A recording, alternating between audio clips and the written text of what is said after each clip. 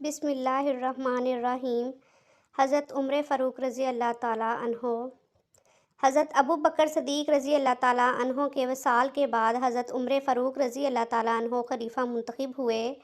حضرت ابو بکر صدیق کے وصال کے بعد جب حضرت عمر رضی اللہ تعالیٰ عنہ منتخب ہوئے، ان کا دور خلافت اسلامی فتوحات کا سنہری دور تھا۔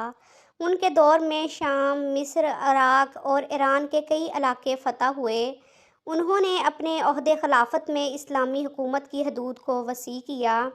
حضرت سیدنا عمر فاروق رضی اللہ تعالیٰ عنہ نے ایسا نظام ترتیب دیا جو آج تک پوری دنیا میں رائج ہے۔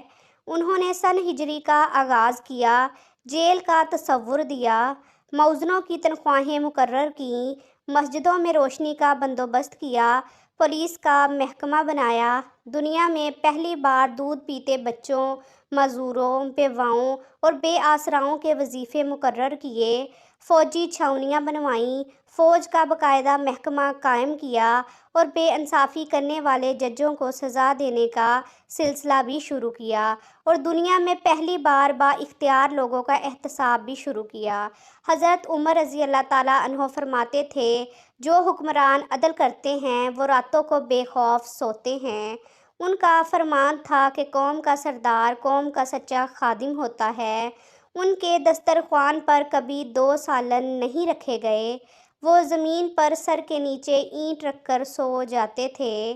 ان کے کرتے پر 14 پیوند تھے اور ان پیوندوں میں ایک سرخ چمڑے کا پیوند بھی تھا۔ وہ موٹا اور کھردار کپڑا پہنتے تھے۔ انہیں نرم اور باریک کپڑے پسند نہیں تھے۔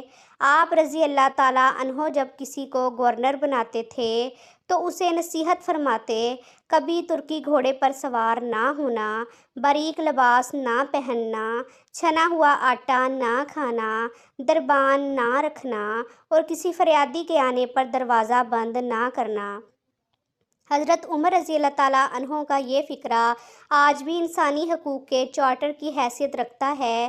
مائیں بچوں کو آزاد پیدا کرتی ہیں، تم نے کب سے انہیں غلام بنا لیا؟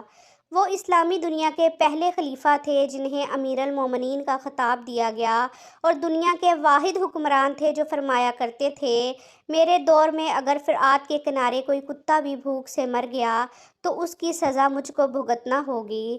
حضرت عمر فاروق رضی اللہ تعالیٰ عنہ نے اپنے دور میں جس خطبے میں اسلام کا جھنڈا لہرایا، وہاں سے آج بھی اللہ اکبر کی صدائیں آتی ہیں، وہاں آج بھی لوگ اللہ تعالیٰ کے سامنے سجدہ کرتے ہیں۔ ان کا بنایا ہوا نظام دنیا کے 245 ممالک میں آج بھی کسی نہ کسی شکل میں موجود ہے۔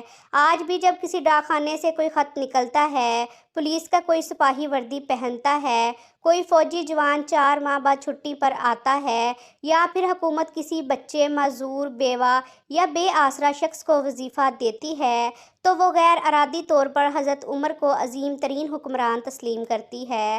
حضرت عمر کے بارے میں مشرکین بھی اعتراف کرتے ہیں کہ اسلام میں اگر ایک عمر اور ہوتا تو آج دنیا بھر میں صرف دین اسلام ہی نافذ ہوتا۔